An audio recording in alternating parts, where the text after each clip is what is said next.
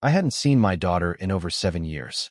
When she finally called and invited me to visit, my hands trembled with hope, with fear, with love I'd buried beneath layers of time and silence. I packed my suitcase in less than an hour. It didn't take much. A few clothes, the only photo I had of her wedding day, and a jar of mango pickle I made every year even though no one was around to eat it.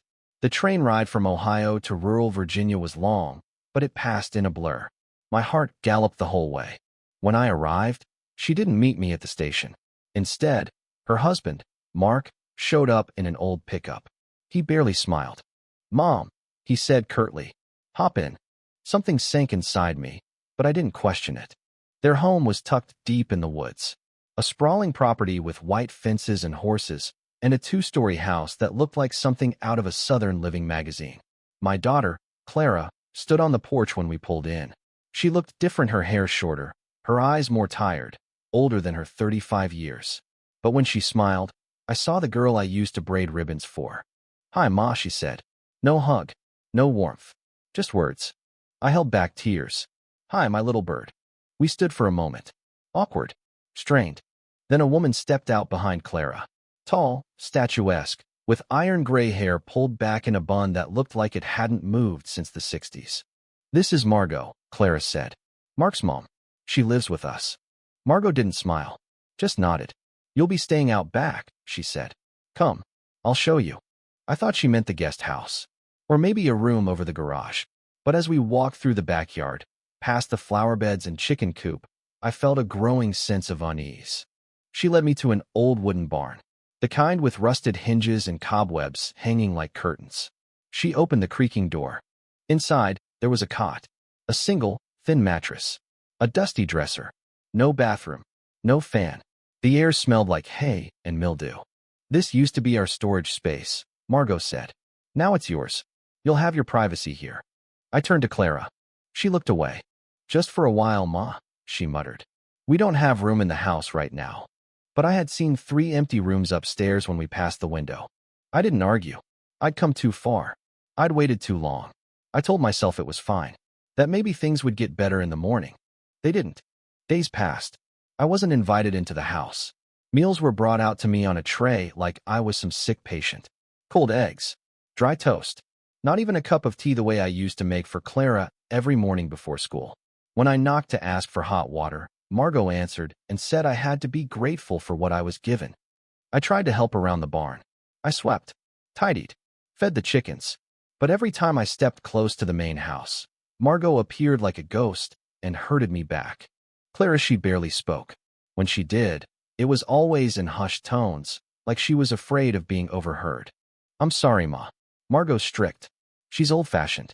I don't want to upset the balance here. I wanted to scream. Was I not her mother? Had I not raised her alone after her father died of cancer when she was 9? Didn't I work 2 jobs to send her to college? And now I was being hidden like shame in a barn behind her house. One night, it rained. The roof leaked. Water dripped onto the cot and soaked my only blanket. I wrapped myself in my shawl and sat on the floor, hugging my knees. That night, something inside me cracked. The next morning, I walked to the house. Knocked. Clara opened the door, looked panicked. "Ma, what are you doing?" "You can't." "I'm cold, Clara. And I'm wet. And I am your mother." Her eyes flickered. For a second, I saw guilt. But then Margot's voice came from behind her like a dagger. "You don't get to guilt-trip your daughter, old woman. You're lucky we let you come at all." I turned to Clara, waiting, praying. But she said nothing, just quietly shut the door. I stood there for a long time. That evening, I didn't eat the tray they brought. I left it outside and sat in silence. A silence so loud, it screamed. I thought about leaving, calling a taxi, but I had no money, no phone. Clara had taken my old flip phone to charge it days ago and never returned it. I was trapped, but not defeated. On the 5th morning, a small boy came to the barn, maybe 7 or 8. Hair like Clara's used to be when she was a child. His name was Leo. "Your grandma, right?" he asked, chewing a slice of apple. I smiled. It was the first time anyone called me that here. "Yes, sweetheart. I am. Why are you out here in the barn?" I blinked. "I'm visiting." He looked puzzled. "But Grandma Margot said you're here because you're bad." My heart stung. "Do I look bad to you?" He shrugged. You look sad. I nodded. I am. He sat with me for a while. Told me about his school. His dog. How Margot didn't let him have candy. He made me laugh. A small, rusty laugh I hadn't heard in weeks. After that, he came every day. He brought me stories. Sometimes fruit. Once, he smuggled me a cookie and whispered, "Don't tell Grandma Margot." Leo was my light. But lights have a way of drawing darkness.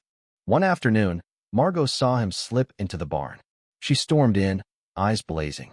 "I told you to stay away from her," she hissed at Leo, dragging him by the arm. "She's my grandma too," he cried. "She is nothing to you." I stood, my hands shaking. "He's a child, Margot. Let him go." Clara came running, heard the commotion. When she saw Leo's tear-streaked face and my trembling hands, something shifted in her. She yelled at Margot, told her to stop, told her she was done being afraid. Then she looked at me, her voice breaking. "I'm sorry, Ma. I'm so sorry. But apologies don't fix what's broken. Not right away." That night, Clara came to the barn. With clean sheets. With tea. With my old flip phone. "I didn't know how to stand up to her," she said. "But I will now. I promise." I believed her. I wanted to believe her. But I still stayed in the barn. Not because I had to, but because I needed time. And dignity. And healing. 2 weeks later, I had a small visitor again. Leo. He crawled into my lap and whispered, "You're my favorite grandma." This time, I didn't cry. I smiled. Because somewhere, in this old barn, I had found something stronger than comfort. I had found truth. And truth, once spoken, cannot be buried not even under a roof full of dust and pain. The days that followed were still quiet, but the silence had changed. It was no longer the silence of exile, it was the silence of waiting, of watching, of small things taking root. Clara began bringing me breakfast in the mornings. Not just toast and cold eggs, but real food: oatmeal with cinnamon, buttered toast, sometimes even the mango pickle I brought with me. "I found the jar in your bag," she said one morning, placing a spoonful beside my plate. "It tastes like home."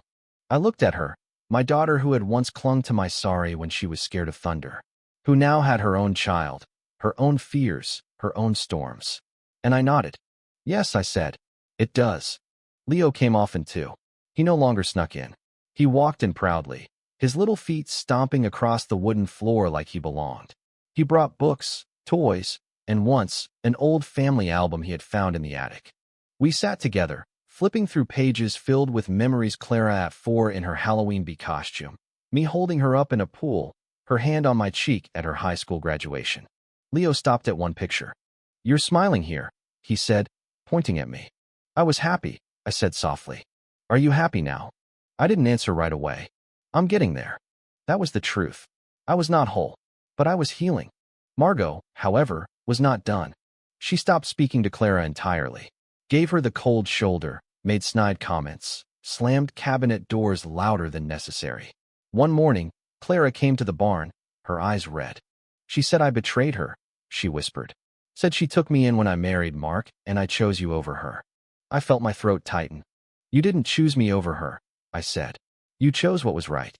She sank into the chair beside me. "I'm tired, Ma.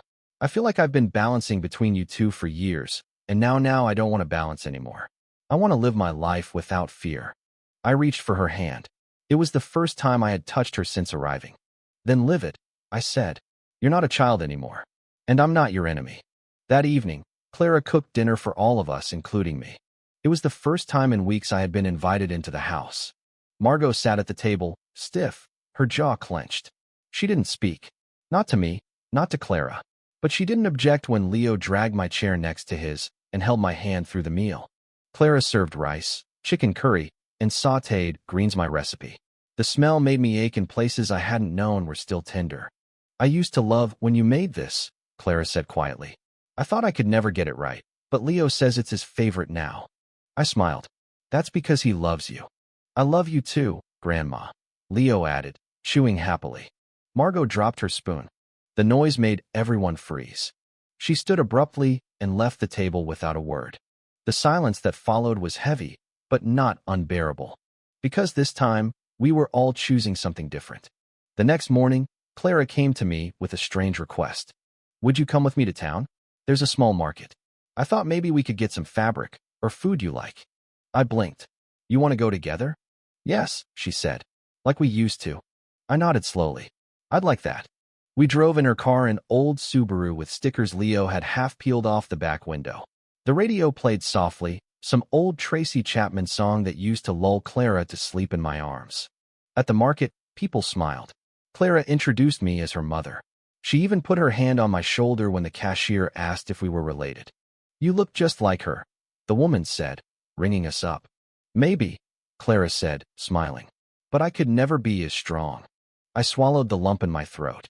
Later, we stopped at a tiny diner, shared a piece of pie, talked about everything and nothing. She asked about my life, about the tiny apartment I lived in, the neighbor who always borrowed sugar and never returned it, the cat that sat outside my window every morning like it owned the building. And I asked about hers, about Mark, about Leo's school, about her dreams. I used to want to open a bakery, she said, laughing softly. Can you believe that? But then life happened. It's not too late, I said. You're still baking, just differently. She looked at me with new eyes. We returned late in the afternoon. Margot was sitting on the porch, arms crossed. She looked at Clara, then at me, then back down at her lap. I see you've made your choice, she said coldly. Clara didn't flinch. No, I've just stopped making yours for you. That night, I moved into the guest room. It wasn't a grand announcement. No drama. Just Clara quietly making the bed, placing my things inside the dresser, opening the window to let the air in. This is your room now, she said. Where you belong. I stood at the doorway for a long time. I've never had a guest room before, I said. She laughed. Well, you're not a guest. You're family. I slept better that night than I had in years. But peace is never without cost. A week later, Mark came home from a work trip. He was polite, distant, the kind of man who doesn't say much unless it's necessary. But I could feel him watching, measuring. At dinner, he finally spoke. Margot's upset, he said bluntly. She feels replaced. Clara looked up from her plate. She isn't. She raised Leo too, he continued. She's been here every day of his life. And I'm his mother, Clara said. That doesn't change. I just don't want tension in this house, Mark said. There's already been tension, I said quietly. I was living in a barn. Mark looked at me, surprised I'd spoken. Margot thought. I know what she thought, I interrupted. But thinking something doesn't make it right. Silence. Then Clara spoke. We're allowed to have boundaries, Mark. I'm not choosing sides. I'm choosing sanity, peace, and love. He didn't respond, but he didn't push further. The next day, Leo came to my room, dragging a cardboard box. What's that, sweetheart? I asked. A surprise, he grinned. Inside were paper drawings, old craft supplies, and a lopsided clay mug. I made this for you, he said. You can put your tea in it. I held it like it was made of gold. And I drew this, he added, showing me a picture. It was of a house, with 3 stick figures holding hands. Is this us? I asked. He nodded. You, me, and Mommy. I pointed to a 4th figure, off to the side. Who's that? He paused. Grandma Margot. She's not holding hands. But maybe one day she will. I pulled him into my arms. Maybe, I whispered. Maybe one day. That evening, I placed the mug on my windowsill. It caught the sunset light like a tiny lantern. Outside, I could see Margot walking toward the barn. She stood outside for a long time, just looking. And for the first time, I didn't look away. That night, I dreamed of rain. But not the kind that leaked through wooden roofs and chilled your bones, no. This rain was warm, gentle. The kind that cleanses. When I woke, the world felt different. For the first time since I arrived, I walked barefoot through the backyard. The grass was soft beneath my feet. Clara was on the porch with a cup of coffee. She looked up when she saw me. Sleep well? She asked. Yes, I said. Better than I deserved. You deserve peace, Ma. Not punishment. I sat beside her. We didn't speak for a while. Just watched the morning birds dart between branches. Then I asked, what happens now? Clara turned to me. We keep going. One day at a time. That seemed enough. Until it wasn't. Later that week, something shifted again, a disturbance in the fragile balance. It began with Leo falling sick.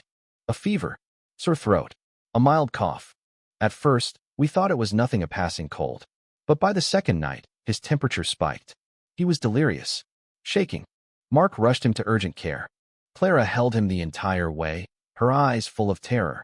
I stayed behind with Margot. She paced the living room like a caged animal. When she finally stopped, she turned to me. "This is your fault." I blinked. "What?" "You brought illness into this house. You with your germs and your dusty suitcase. He was fine before you came." The accusation hit like a slap. But I didn't rise to it. "I didn't bring this," I said softly. "Children get sick. And fear doesn't help." She scoffed. "You poisoned my son against me. My grandson. My family." "No," I said. "You did that all by yourself." We stared at each other, two women with years behind them and pain too deep to measure. Then I turned away. I refused to be dragged back into the barn. Not literally, not emotionally. Clara returned hours later with Leo sleeping in her arms. The fever had broken. It was just a virus. He'd be okay. I helped her put him to bed. Watched her tuck him in with the gentleness of every mother who ever loved too hard. Then I stood at the doorway and whispered a thank you to whatever mercy had spared us. 2 days later, Margot packed her bags. It was early morning. The sun hadn't risen. Clara found her by the front door, coat on, suitcase in hand. "Where are you going?" Clara asked. "To stay with my sister in Roanoke." Clara blinked. "You didn't say anything." "There's nothing left to say." I walked into the room just then. Margot saw me. Her mouth pressed into a thin, hard line. "I gave you my son," she said. "I raised this house. I built this family. And now, I'm the one leaving." "No," I said gently. "You're choosing to leave. There's a difference." She turned sharply to Clara. "Are you really going to let this woman stay while I go?" Clara looked torn. For a second, her eyes flicked between us, her past and her present. But then she straightened her shoulders. "You don't have to go, Mom. But if you stay, it has to be different. It has to be better.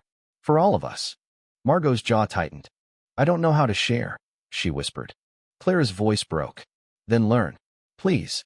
But she shook her head. "No, I can't. Not with her." She turned to leave. I could have stopped her. Could have pleaded. But I didn't.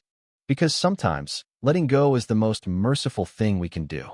As the door closed behind her, I felt something strange. Not victory. Not relief. But sadness. And also acceptance. Over the next few weeks, the house settled into a quieter rhythm. Clara and I spent mornings together cooking, gardening, sitting by the fire with tea. We found a gentle language again, one stitched with forgiveness and memory. Leo was the bridge between everything broken. His laughter was the glue that kept our days from falling apart. One afternoon, he ran in with a drawing. "This is my family," he announced, laying it on the kitchen table. It was us again, stick figures, this time with smiles. And this time, there was a fourth figure standing a little closer than before. "Is that Grandma Margot again?" I asked. Leo nodded. "She can come back if she says sorry." Clara smiled. "That's very kind of you." "She's still family, right?" he asked. I exchanged a glance with Clara. "Yes," I said softly. "Sometimes family is just complicated." He frowned. "But love isn't, right?" I leaned down and kissed his head. "No, love isn't." That night, Clara brought out a box from the attic.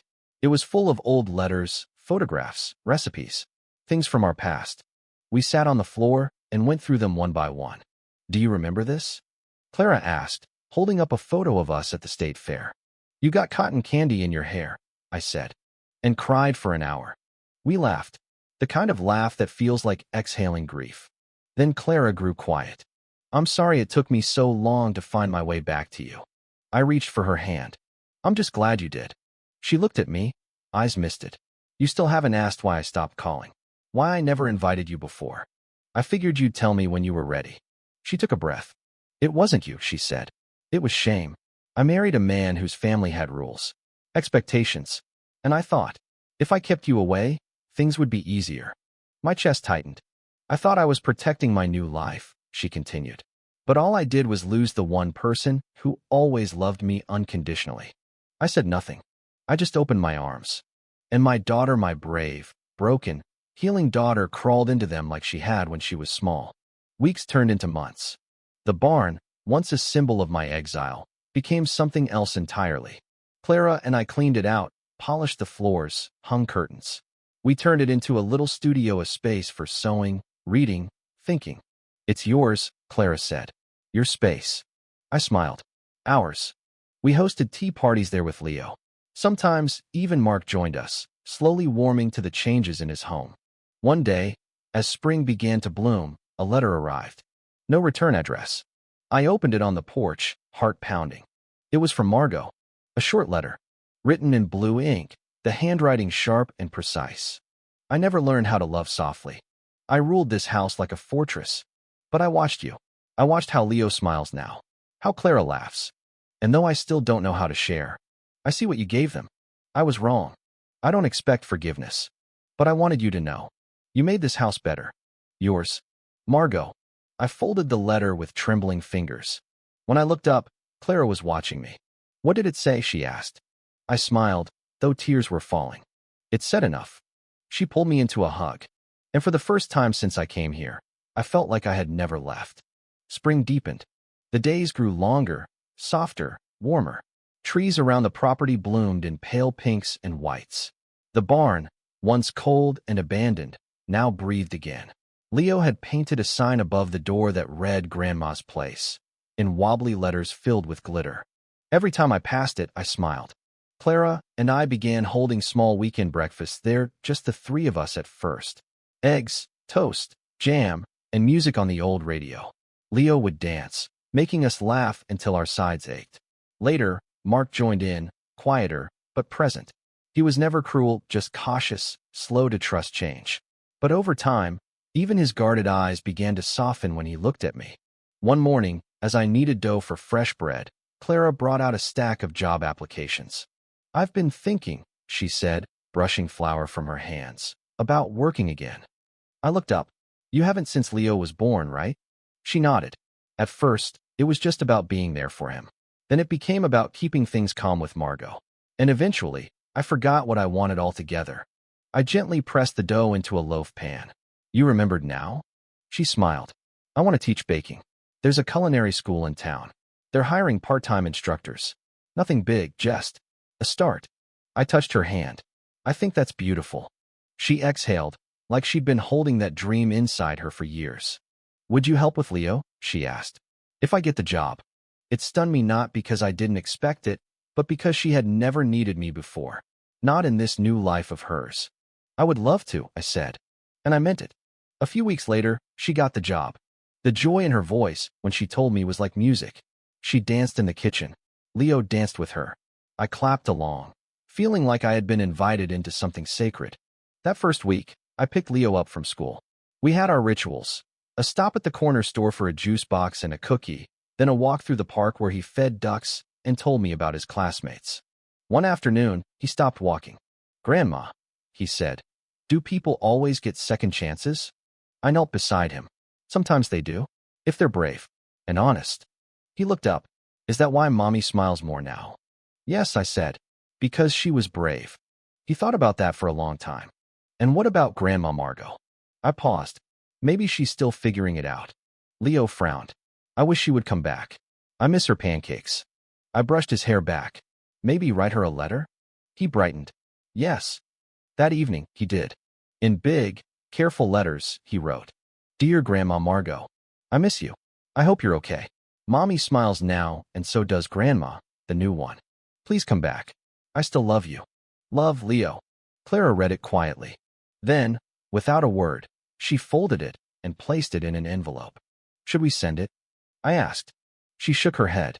Not yet, but maybe one day. Weeks passed. Clara grew more confident. She came home with flour on her clothes and stories in her mouth. Her eyes sparkled in a way I hadn't seen since she was a teenager. Mark started cooking dinner some nights. He wasn't very good at it, but he tried. He also began joining Leo and me in the barn sometimes. Helped fix the roof. Replace the door hinges. You've made this place feel like a part of the house again, he said once, handing me a screwdriver. You've let me, I replied. It wasn't a grand reconciliation, but it was real. Then, one Thursday, the phone rang.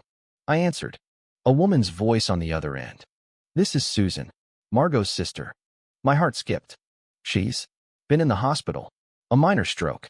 She's stable now, but shaken. She asked for you. I gripped the phone tighter. For me?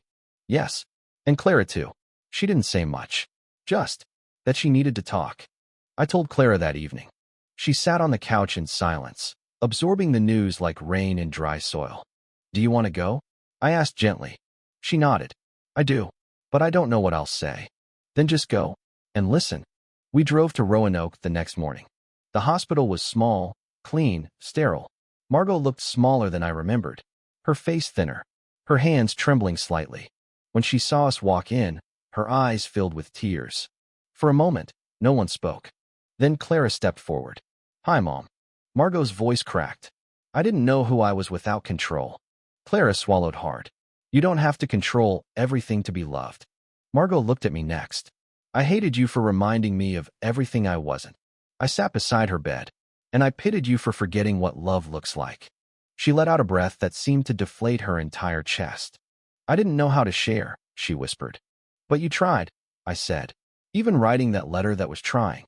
Tears slipped down her cheek. "Leo wrote me a letter too?" Clara blinked. "How do you know?" "He told me. In a dream, maybe. Or in my head. I don't know. But I felt it." I reached for her hand. She didn't pull away. "Come back," Clara said quietly. "Not to control. Just to heal." Margot nodded. And that was enough. When Margot returned home 3 weeks later, it wasn't with fanfare. No parade. Just a suitcase and a softer expression. She didn't move back into her old room. She asked if she could stay in the small trailer near the garden, once used for guests. She wanted time. Space. She and I began having tea in the barn on Sunday afternoons. At first, we barely spoke. Then, slowly, we shared memories. Regrets. Even laughter. Leo was the glue again. He hugged Margot like she'd never left. Brought her drawings.